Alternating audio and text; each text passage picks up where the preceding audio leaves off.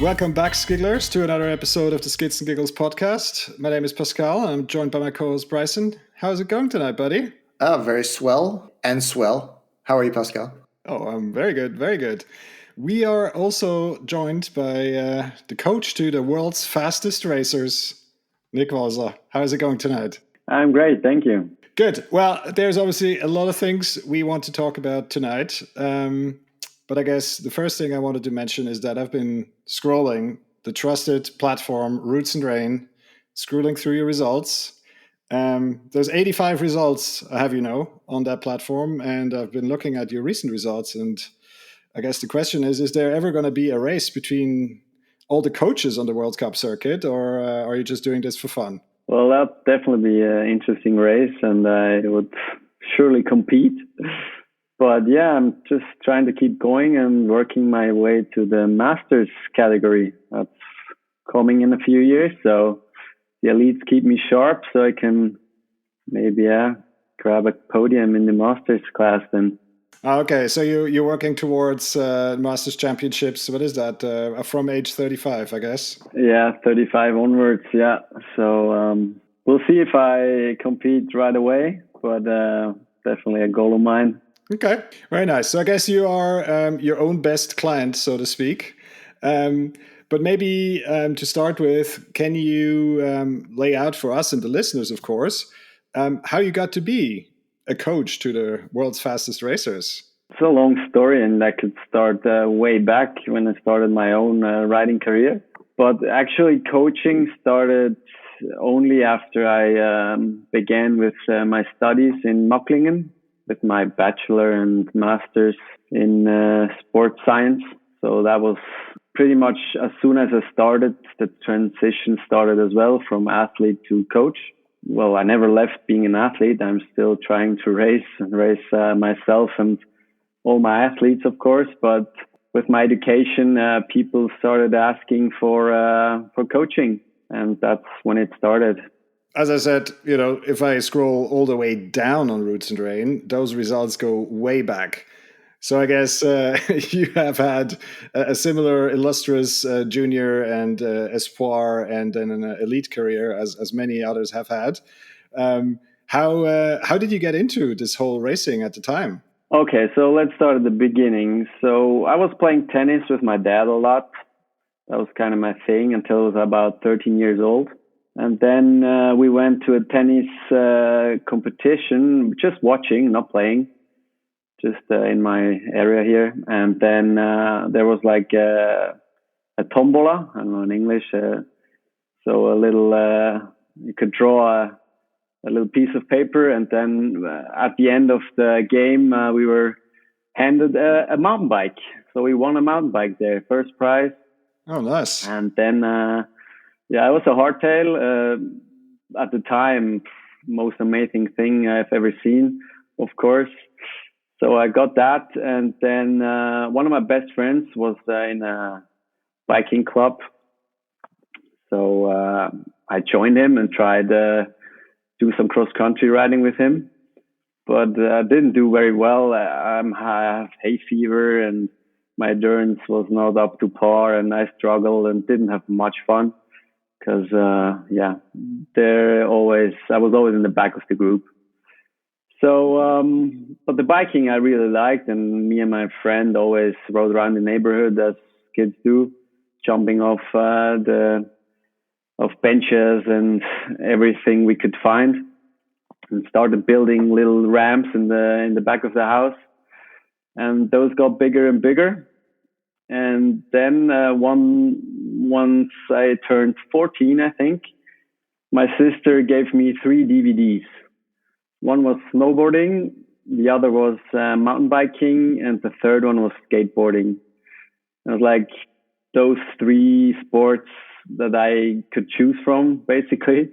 And I chose the mountain bike movie. And it was called Evolution, really old, some downhill racing. And it really inspired me. And the jumps in the backyard got bigger and bigger. And I started looking at some other bikes and my hardtail. It was taking quite a beating. But eventually I ordered a Rocky Mountain Switch There's Morsoki forks, like old school.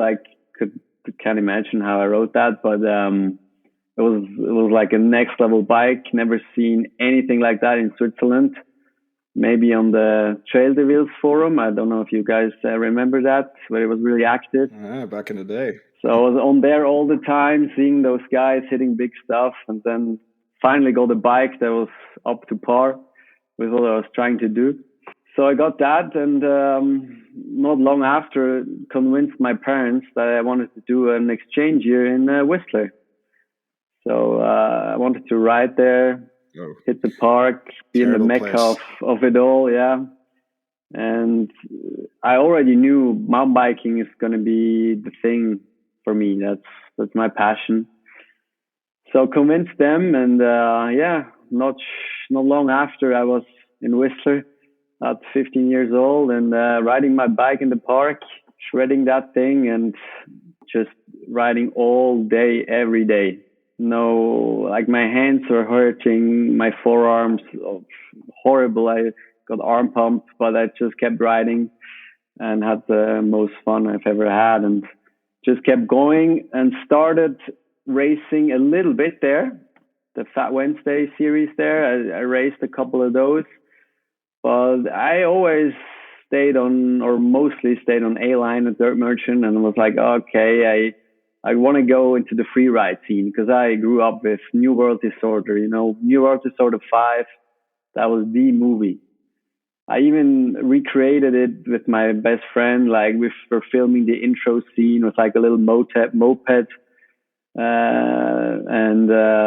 filmed the whole movie in our backyard and the forest around our houses, where we built trails, like pretty sketchy North Shore trails, but that was the scene back then, and that's what we were trying to recreate and ride ourselves. And yeah, we actually built some big stuff in the woods, and it was good times. And New World Disorder was that thing, and looking up to Thomas Vanderham, Wade Simmons, Richie Schley, all those guys.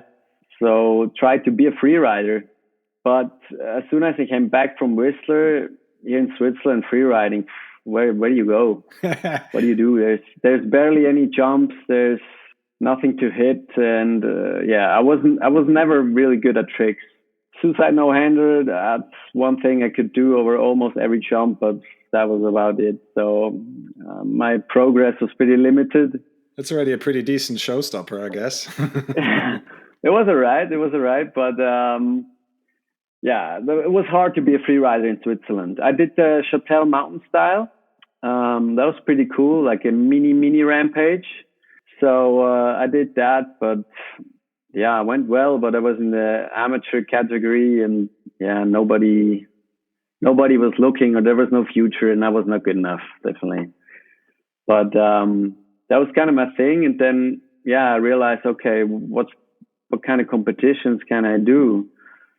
And then found some downhill races, like the now called Hot Trail series. Homberg race was my first race ever here in Switzerland, and that's kind of where it started. I was still junior. I only had 1 year junior. Looking back, I wish I'd started earlier with proper racing, but it took me a while to really get hooked on racing. But that's when I started. 2009, I think, was that. And then, found IXS Cups. And then I think you can see the results on Roots and Rain. That's where it all started. And then, soon after, I was hitting the whole series and, enjoying the last junior year. And then, straight into elites. And that's when it got serious. Okay. And so you mentioned, obviously you got into the coaching side and the interest a bit more when you started your studies. But were you already working with other people, or did you have coaches yourself that you were working with at the time that inspired kind of this development towards moving to coaching yourself? I started racing, as I said, 2009, and after a couple of years, I was still in school here in Switzerland. After school, I decided, okay, I'll take 3 years and see where it gets me. 3 years trying to go pro. And back then, like, I didn't know anyone who was like racing at a high level or is a pro athlete anyway. So looking back, I had no idea what to do, but I called around. I think I called the Swiss national coach back then, and he told me I should get in touch with Nikolaus Siegenthaler, Emily's dad, who was coaching Nina Schurter and herself, and he actually said, "Okay, yeah, I'll coach you." So we started working together. And for me, I have no idea how training works. So I was in the gym before, of course, but like I was able to use the machines, but I didn't really know what I was doing. And then I started training with him, and obviously, yeah, I had to learn a lot. And but it was more like I was just following a plan. I was good at following the plan. It got me really fit. My endurance was definitely up to par after that. And it was interesting and really good. I had to learn a lot, probably did a lot of stuff wrong as well. But it was a great experience for me, and it gave me a lot of confidence that I would make it. Because yeah, he's famous. He's working with some of the best racers, and gave me a boost. And unfortunately, first race after a winter training with him, I crashed, broke my hand, and that like gave me a bit of a break. And yeah, it took a bit of confidence, and yeah, first injury for me, and had to get back somehow, and yeah, it was hard, but still kept it going and worked it out and got back racing. Had some decent results, but always felt like either I crashed or pushed a bit too hard or not enough. And yeah, I was never satisfied with any of the results. But some intense 3 years. But after those 3 years, I realized, and also my parents, who are very, very supportive and always had my back, said, okay, maybe you should look at some other like education, or just have a plan B if it's not all coming together to become a pro. And then yeah, Mocklingen was pretty cool with sports and training and all that stuff. So I was also keen to start that, and could leave racing or becoming a pro aside.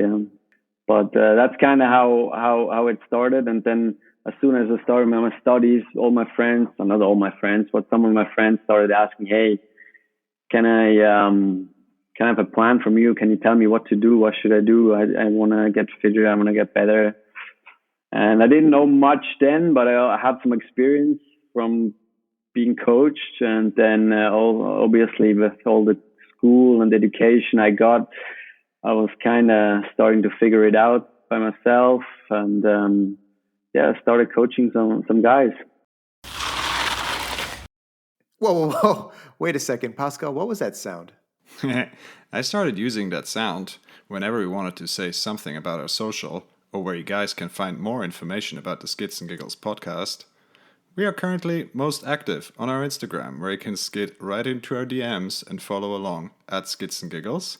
And you can find our website with all the relevant links and info under the URL skidsandgiggles.com. Also, if you guys like what we're doing and want to know what's up, just give us a follow on Spotify, hit subscribe on Apple Podcasts, or wherever else you listen to great podcasts. Finally, sharing episodes you enjoy on your socials or a heartfelt 5-star rating on your favorite platform goes a long way in helping us reach more cool people like you. Right on, with all of that out of the way, let's get back to the show. It sounds like a lot of trials and tribulations through those 3 years trying to make it as a pro. But did you ever, through those dark moments, see the silver lining and say, "Oh my gosh, I'm following my dream. Like this is how I want my life to be shaped"? Not really, because back when I was in the zone. Not in the zone. I was in the tunnel.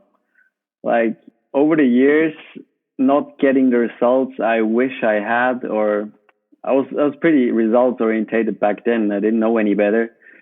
So when the results were not coming in right away, you start, okay, what should I do different? Is my training not good enough? You start thinking about a lot of things that you're maybe doing wrong, and it's not, looking back, I shouldn't have done that. It should all have been about fun. And wow, 3 years to try to achieve my goal and having the time of my life. But back then, you're in the tunnel, you want to do good, and if it's not happening, you're like stressing out and what should I do different? And it was stressful, and definitely did not see the big picture. But yeah, you learn that once it's over. And when you're in there, I wish I had someone telling me, "Hey, chill out, relax, have fun, do your thing, and it will come." And yeah, trust the process, kind of thing. But yeah, I didn't have that, and needed. I learned a lot of stuff from that. Like looking back, it was an awesome learning experience. But I can teach that my athletes now. But I definitely have not seen the silver lining then. So, Nick, I was going to touch exactly on that point. Now you're at the part of your life, career, where you can say to these athletes that you're coaching, hey, I was there. There is light at the end of the tunnel, as you say, or as we say.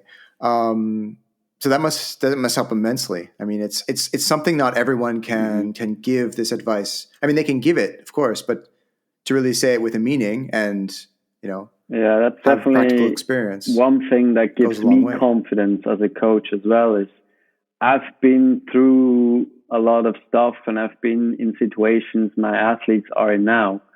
Doesn't matter if they're at the start gate for a world championship, and I've never been at the world championship, but I was close enough to a level that I can really relate to the problems that they're having, and I'm confident enough now to give them advice that I'm sure they will help, or that's not just out of a textbook. So that's definitely one thing that it's a good thing to have. But back then I struggled. Outside of working with Emily's dad, were there any other support structures for let's say the gravity disciplines at the time? Unlike, I mean, today it's only starting to come, but I guess at that time there was nothing. Or how did that work at the time? No, there was nothing. Like, okay, there was the national team, but I had no idea how I would get there or who to talk to. I knew the name of the national coach, but at that time when I was starting, I was so far away to be in the national team. So I didn't go that route, and I knew if you're good, you're in a professional team, but how to get in a team, I had no idea. I didn't know how to get sponsors. That's over the years. Of course, I tried to make myself known and talk to some companies and stuff. But like where to start as an athlete, and if there's any like group of riders that would train regularly, or if you have Swiss cycling do anything for gravity, there's like no nothing around. So you were by yourself.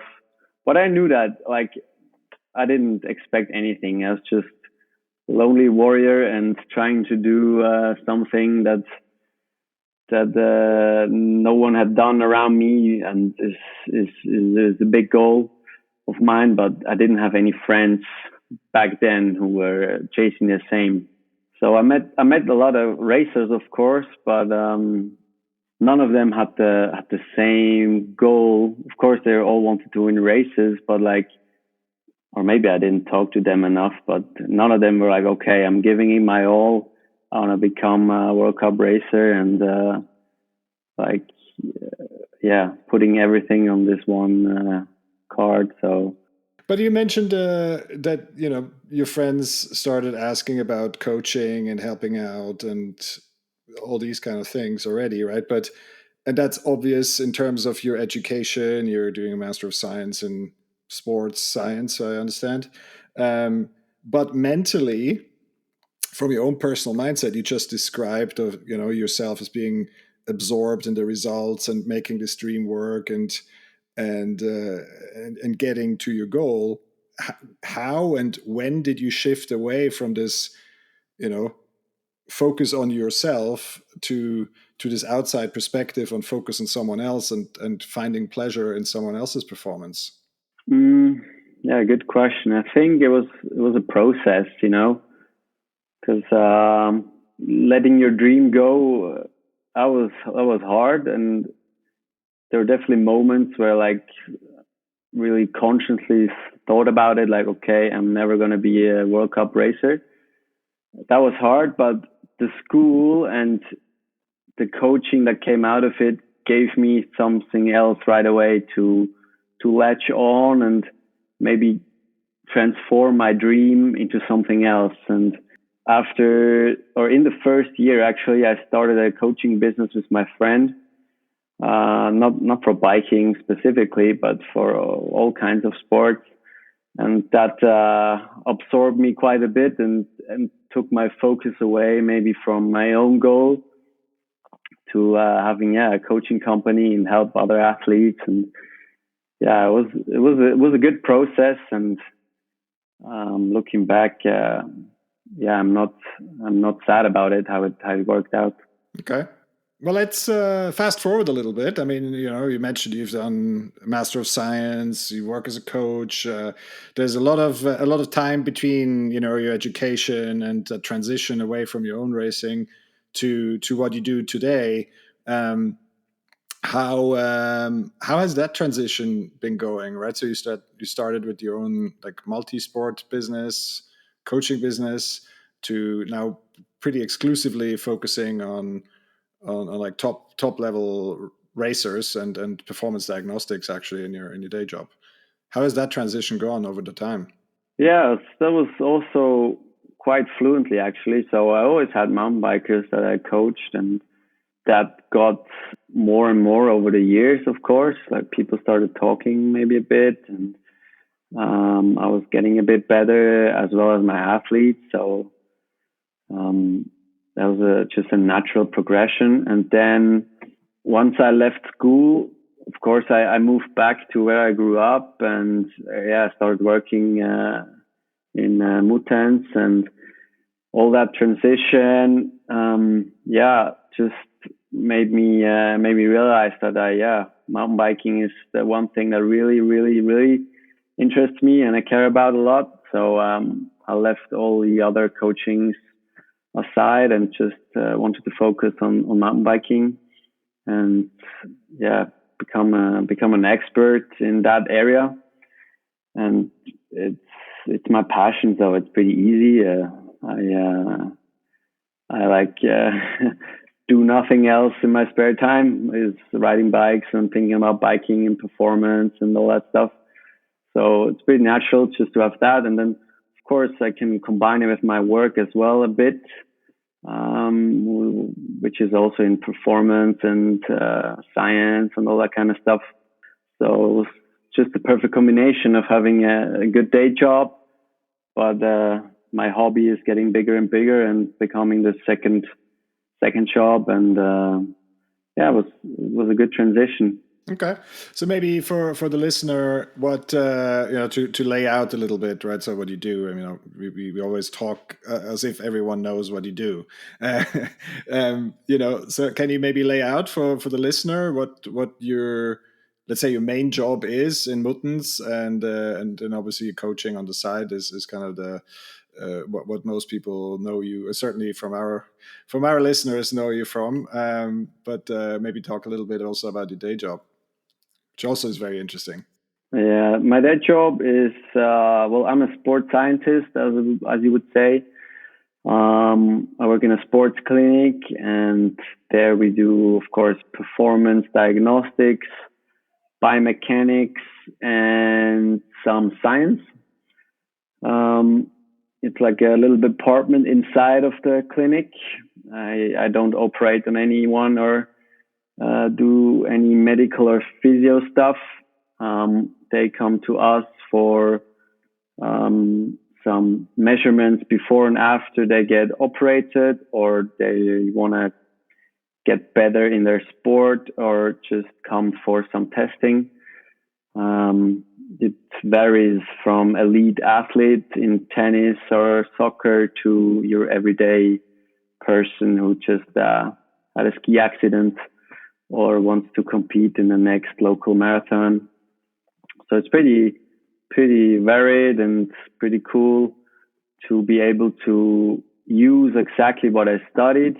So that's really what I studied in Möcklingen, like sports science, doing tests and check what do you call that? For example, for Scott, we tested some shoes.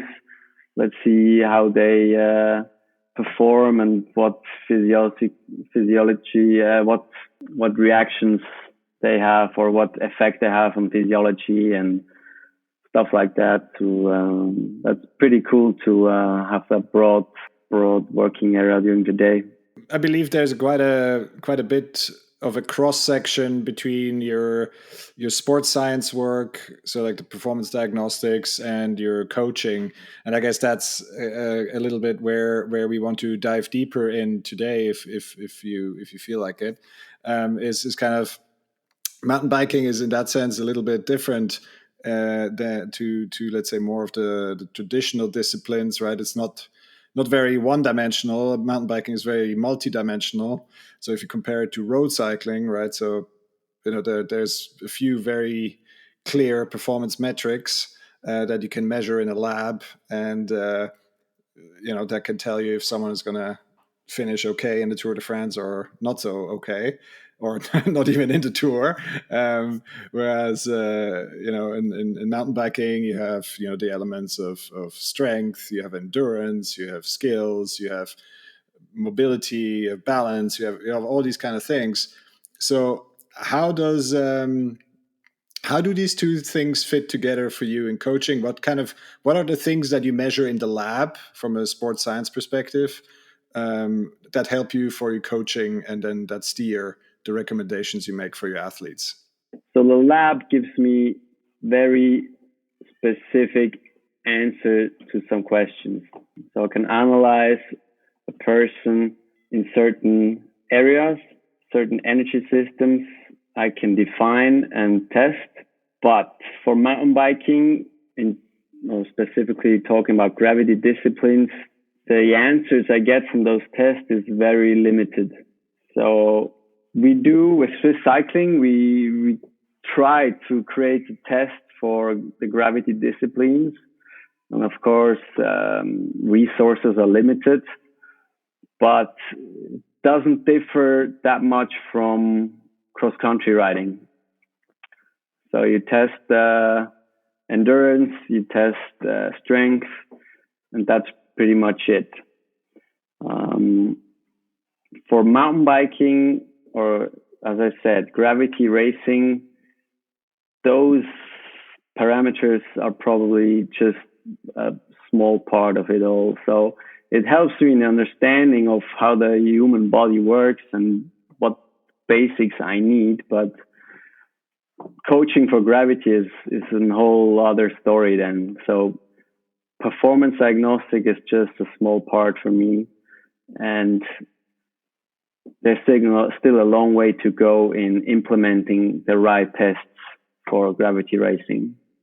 I've been doing some unscientific testing of my own as a struggling gravity rider. And I was wondering if I could just throw some silly questions at you to benchmark what I'm doing, and maybe you can find some inspiration or even just give me an answer. I find that one of the things that really affects my riding is vision. Do you guys do vision tests? No, we do not. And explain to me, how do you imagine a vision test? It goes actually hand in hand with my next question, which is, and we can answer it as like a double thing. So they're kind of silly questions, but not so silly. I'm really curious because it's also something that plays around in my mind. do you guys do like grip strength or like vibration endurance training? Training, Or sorry, testing. we do grip testing, yeah. Vibration, no. Okay. Yeah, because sometimes I feel like maybe I just need someone to help me set up my suspension, but like when I get really shooken up or like fatigued, it's sometimes hard to like focus further out, and then you can't go as fast as comfortably, right? And so I don't know, there's just a bit of a dynamic there, and I don't know exactly what it is because I'm not a professional at this, but I'm starting to piece a little bit of these things together. Um, okay, well, benchmark complete. Thank So you for yeah, answering my so grip questions. strength is an interesting thing, and there's some studies that suggest like after riding technique, which is the most important thing, grip strength endurance is right up there with performance parameters. Yeah, so it's definitely interesting. But then when you look or when you ask athletes, like some athletes struggle, some never had any problems, and testing that and putting it all into something you can use for like a broad training plan is hard. So it's very individual, and I couldn't tell you that our test is really testing what you feel while riding. So it's probably still a long way until you can say, okay, once you do good in this grip strength test, you will have no problems on the bike, because there's so many frequencies. It depends on your suspension, your tires, on your handlebars, on so many things, how wide your grip is, how your hand's placed, whatever. Yeah, so it's important, but then diving deeper into, okay, is it a problem for you? Is it not? Is it the performance indicator or not? Then you need to go down the rabbit hole and really look in detail individually at what you can do and have to do. Are you taking inspiration from any other disciplines? Because of course, certainly the gravity disciplines, they have a pretty significant cross section with let's say some of the motorsports, motocross, supercross, Dakar, kind of the rally side of things. Are you kind of looking at what these guys are doing to steer your coaching and performance diagnostics? Yeah, I always try to look outside of my box and see what are the others doing. But also, I always tend to come back and, you know, downhill or enduro racing are special, and comparing them to motocross or rally driving is always hard. There's some, as you said, similarities, but training is always very specific, and riding your motocross bike and being really fast may or may not have any transfer to downhill mountain biking. Like, it's hard to really say, okay, that's because I ride my motorbike, or riding my motorbike will definitely make me a better downhill rider. I cannot confirm or deny that. It's good to have a look outside of your stuff and look what the others are doing, but at the end of the day, you need to focus on what your sport is demanding. Oh yeah, for sure. I mean, that's that's the process, right? So you kind of you try the things that you see if they work. If they work, then that's great. If they don't work, you try something else. You start looking elsewhere. You try to implement it. Does it work? Does it not? Etc. Right. So that's kind of this constant improvement loop, if you will, right? So that you continuously develop towards whatever your end goal or metric or whatever it is that you're solving for. Um, an interesting topic that we just had over dinner from my better half. She really wanted to know what from your perspective is kind of the difference, certainly in the gravity disciplines, between the let's say the top performers on your roster and like the Patrick potatoes like myself that do a race every once in a while and have some some smaller goals, and what sets them apart really. What really sets them apart is time. So if you're a pro, you have a lot of time, and that gives you the ability to recover more and therefore train more. On the other hand, if you're working all day, your time and your energy is limited, and therefore you have to adapt. But what you are actually doing is quite similar, I would say. Just less of it and less intense, maybe, but it's just about time. And if you work, let's stick with the Patrick potatoes. If you in general terms, right? So, do you prescribe, in terms of the overall training, do you prescribe kind of the same ratios between, let's say, endurance and strength and skills for Patrick Potato than you would for your top performers, or do you have that a bit more nuanced? That's depending on the person. You always get to see, okay, where are the strengths and weaknesses. That's why you do performance tests with the elite athletes. Of course, an everyday Patrick Potato doesn't do any performance tests, but you kind of try to work on weaknesses, or let's say, the Pareto principle. Yep. Pareto principle. So you try to get to 20% where he gets 80% out of, and for the elite athletes, you can work on those 20% where you need to put a lot of time in. But it really depends on the rider, on the individual, and then see, okay, you have this and that you need to work on, and then really specifically target that and just move the biggest levers. That's pretty much it. And like in your everyday work, what just to get a feeling, what is kind of the split between elite athletes and the everyday athletes? I would say it's about 70 elite and 30 everyday athletes. But I'd like to work more with everyday athletes, because it's really rewarding, and you can see a lot of progress in a short time and really help them improve their riding experience. So that's a really cool thing. And I think there are a lot of motivated people out there, and if they do a couple things differently, their riding can change a lot. So that's definitely something I like to do, and maybe can do more in the future. Bryson? Yeah, my ears just perked up because I'm also one of these continuous self-improvement type of individuals. I don't like to do like the full-on maximum. I'm still a little bit casual. But from just a general principle standpoint, I like to always kind of have something on the horizon to look out for, or a goal, or whether it be a goal or an idea that I just let kind of myself embody, so I can maybe find a motivation or an inspiration or whatever it is. So it sounds like a good idea. I never thought of that, and actually didn't think so much about mountain bike coaching either. So maybe I should do something like that.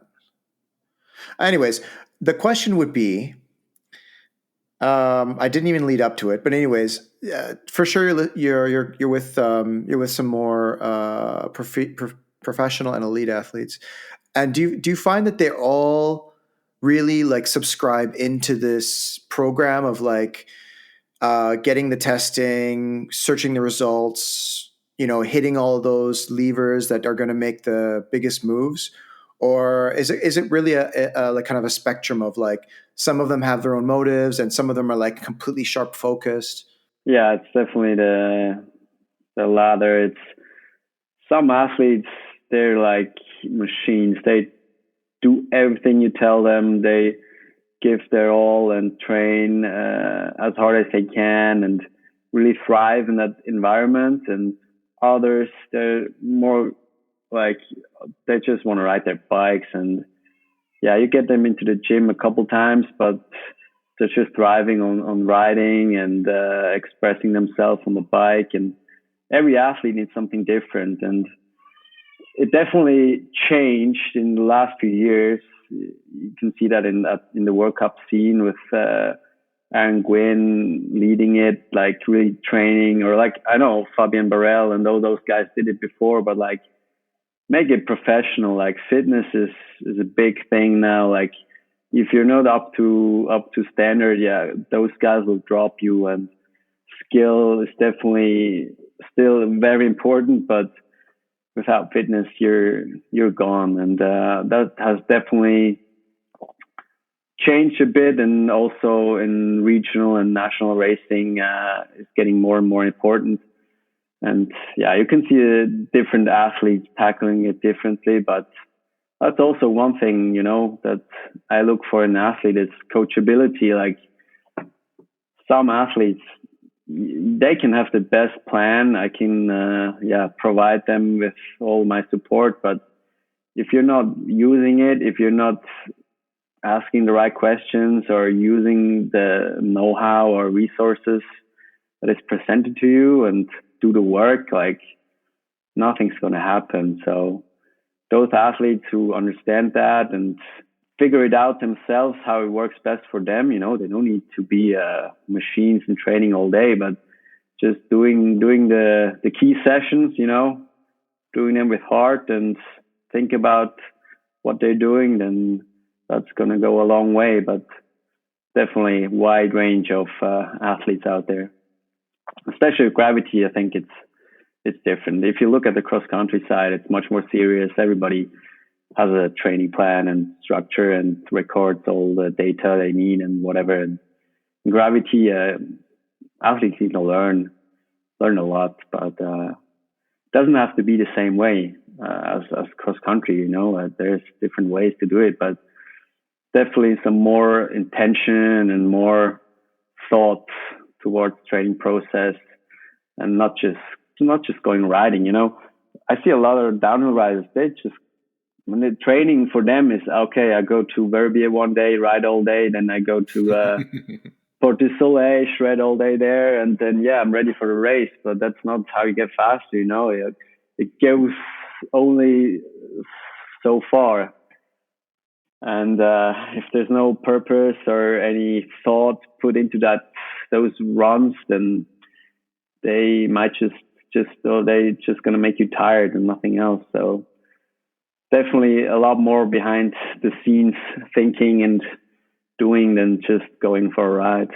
But you're not saying it's just about like the fastest riders are the best fitness athletes, right? It's not about that. No, definitely not. Definitely not. The best athletes bring the whole package, as Pascal mentioned before. Is they bring the skills, they bring the fitness, and they bring the mentality to put all of it together and really like reflect on what they're doing and why they're doing it and how to implement that into going fast on day X.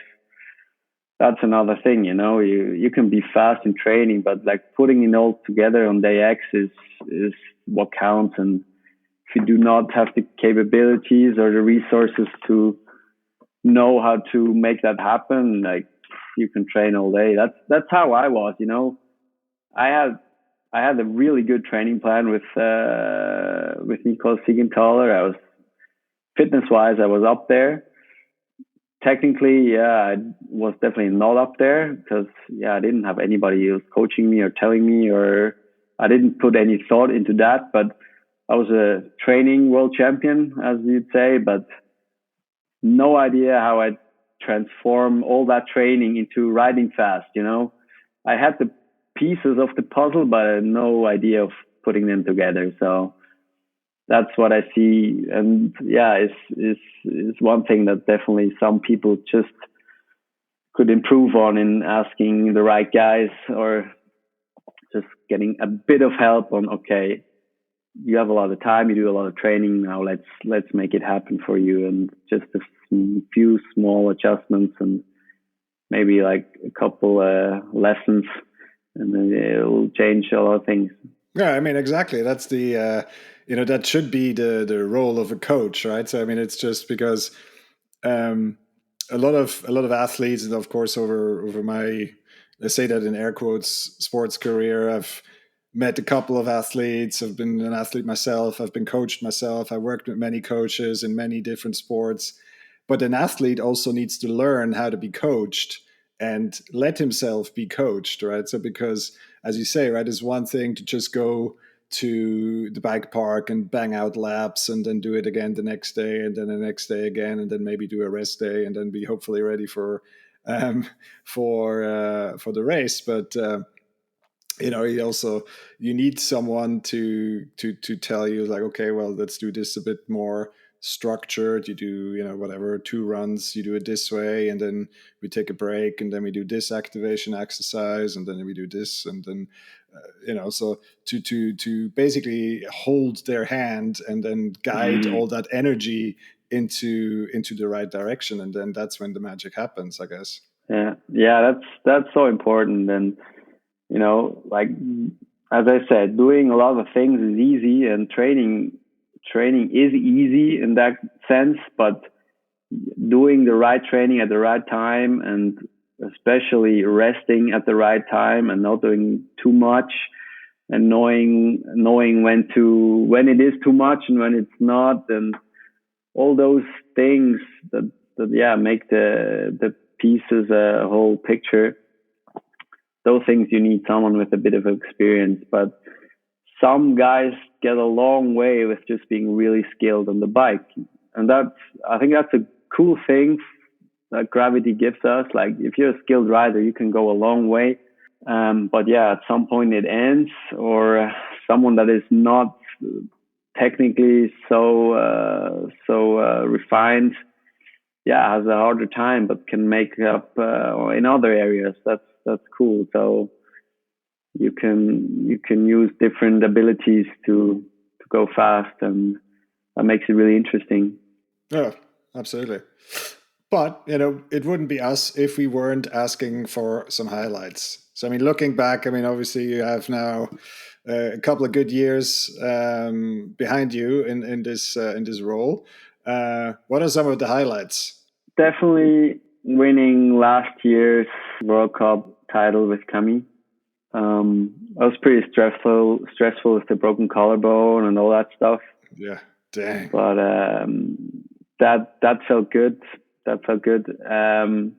Obviously, like, props to Cami. She's an amazing athlete, and I only did a really tiny part of all that. But that felt good. I was really relieved and happy that it all worked out, and it was definitely a highlight for me. But for me, not only the big titles are highlights, also like if I get a text from an athlete or some Patrick Potato that he feels good and sees improvements, that makes my day and makes me smile and gets me stoked on coaching, and I want to do more. And those are small highlights, but like at the end, like, that's what I thrive off and gets me pumped, and I want to help more people.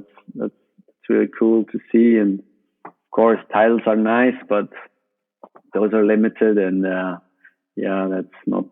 not my goal, or not my only reason why I do that. And even helping the small guys who get 30th or 50th, whatever, that's fun. If he's stoked, I'm stoked, or she. That's what counts. Bryson? Yeah, if I could just rewind a little bit. During those I have very big interest for this. So during those 3 years you tried to make it, what was your like setup like? You obviously didn't have a factory team, so you tried to get your own bike, you tried to get your own sponsors, and in the end, let's say, not at the very end, but like overall, like, what was your package looking like? You got a frame, you got Fox, or what happened? So first of all, there was no like social media, or that was like at the very beginning of social media or anything like that. So I was doing a resume on paper and printing out some pictures, and tried to go to Eurobike and show those to some people. That's how we did it back in the day. Yeah, that's how we did it. And I was bad. Like, my resume, looking back, there was nothing.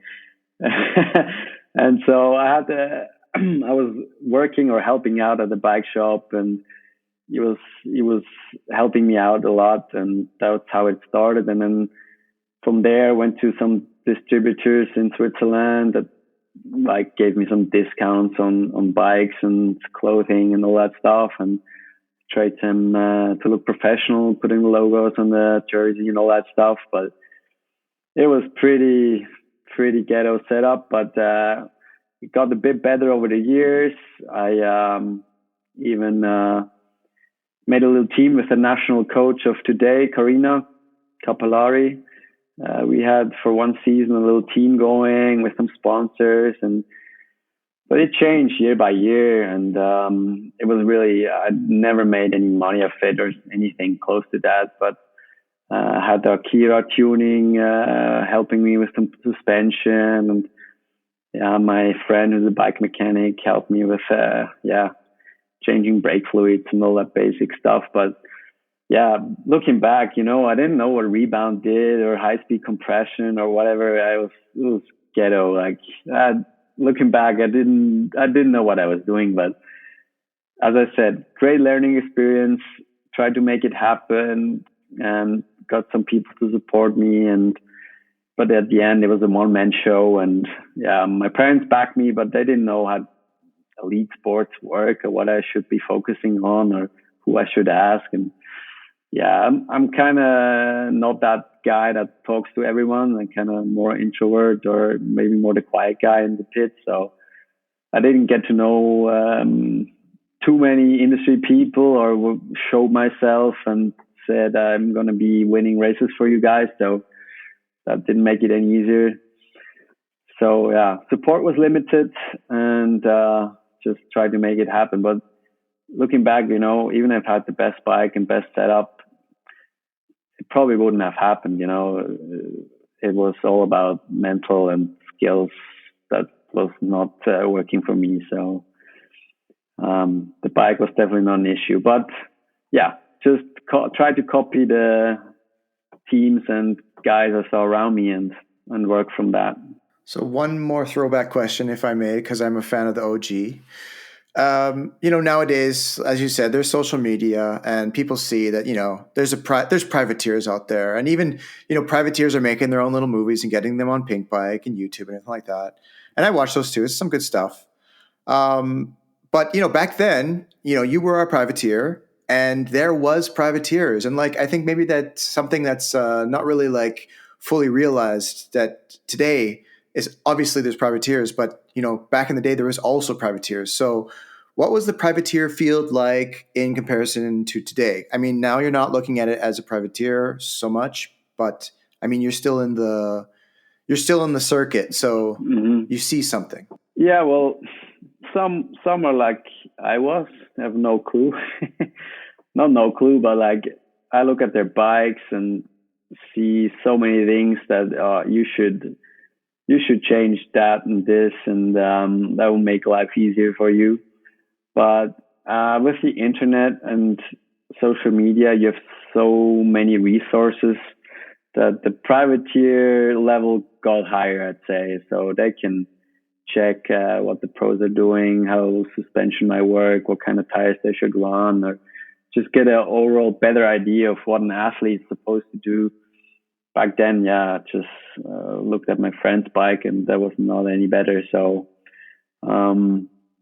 definitely made it a bit harder, but yeah, you still see some things that could be changed for privateer racing and help them with easy things, but overall level definitely a bit higher. I see. Yeah, I bet some privateers are even using artificial intelligence to get training. Probably, yeah. Yeah, definitely. But obviously you take all these experience together that you made as a privateer trying to make it. You were a young lad, as they say. What would you recommend? What would you say to a young racer today? Maybe 12, 13, 14, 15. He wants to get into sport. What are your best tips? The freebies. Of course, the freebies. The freebies. Then for the goods ones, they need to pay extra. And the one thing I'll tell me, like, just have fun. There's a reason why you got into mountain biking and doing all that racing, traveling in the car or with your friends all over the place. And, that's why you gone into it, and you should keep that going and never forget on why you started, and just definitely have fun doing it and not starting to think of it as a job or a thing that you have to do, because that kind of happened to me. So it turned into a chore, and kind of lost sight of why I do it or why I started doing it, and always thinking about results. Definitely didn't make it fun if you're not winning. So definitely have fun, have a good group of friends around you who share your passion. That will get you a long way. They'll, help you and push you to do some crazy stuff or go a bit faster. It's definitely always good to have friends around. And then, yeah, maybe get a mentor or someone who tells you 2 or 3 things that will keep you from wasting a couple of years or making mistakes, or just get everything on track so you're going the right direction. One thing we've been talking quite a bit about recently is a question that came from a couple of our listeners. Is around getting into enduro and maybe some racing. What is the rider profile? Those kind of things. So for young people mostly. You already hit on quite a few of those points before with your tips for a young person, but if you think about enduro specifically, is there anything else that you would add to your recommendations from before? Enduro is, as you said, like the format is ever changing, so we don't know what exactly are the requirements yet. Because we might have a better idea now with EDR and might stay a bit more like that.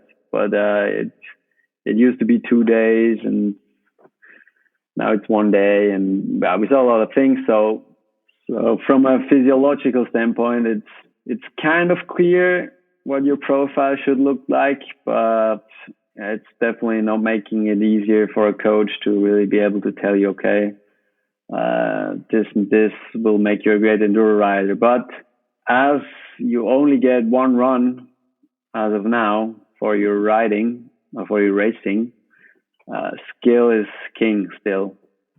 So you need to be able to read terrain quickly and adapt, and just be an overall fast rider that will just be able to go fast without knowing the terrain. And to be able to do that, you need to have different experiences in riding. So you might ride some downhill, you might ride some motocross, ride some BMX, all kinds of stuff. You can just get experience. Even when you're young, you can ride or do all those things, and might help you become a better enduro rider. But at the end of the day, you either have it or you don't. I think it's fascinating. It's fascinating to watch, right? Because it's over the last 10 years since you had the premier level where it's starting to be kind of unified. Let's say you've had so many different athletes being incredibly successful, and they're all from very, very different backgrounds, right? So you had if you look at the current men's field, you have from former cross-country racers to former downhill racers, and now the younger guys are the first ones starting to come up that have only lived with EWS as it was. And so it's really, really interesting to see how it changes, where it actually settles, and if they can find that balance between being a representation of the grassroots level on the one hand, and catering to the demands of a premier sport event that needs to be presented in TV to be attractive for sponsors and all the rest of it, right? Because that's really the paradox that they need to solve with enduro, I think. Yeah, definitely. That's one thing. But yeah, as a youngster, just start racing. If it's downhill or enduro or something else, let's say, just get racing experience under your belt. Get yourself out there, and with racing comes experience. You'll see a lot more tracks if you're racing than just trying to train in your backyard and your local track. So racing gets you places, and I think that will help the most. And now we have this under 15 category in downhill in enduro here in Switzerland. So really try to use those to gain some experience, even if the format's not the same, doesn't matter. But yeah, just get out there and hit it. Fully agree. And I guess with that, we start closing it out. We have our 3 closeout questions that we like to go through with all of our guests. It gives kind of a nice ending to all of our episodes. We've talked a lot about racing. We talked a lot about coaching. We talked a lot about all the different things. But we haven't heard, apart from the Tombola bike, we haven't really heard about that bike that got you really stoked about mountain biking. Or is it the Tombola bike? No, I'd say it's the Rocky Mountain Switch that really got me stoked, because that was just another world for me. Those dual crown forks, Mersoki drop offs that I've only seen in movies, and wide handlebar and massive tires, and it was like, that was just another world. And I remember it came just before Easter, and just unpacking that, and I was just riding around the neighborhood with it, totally overbiked. But that was awesome. It just hit the spot, and yeah, from there on, I was hooked. Nice, very nice. Okay, the next one, another open-ended question.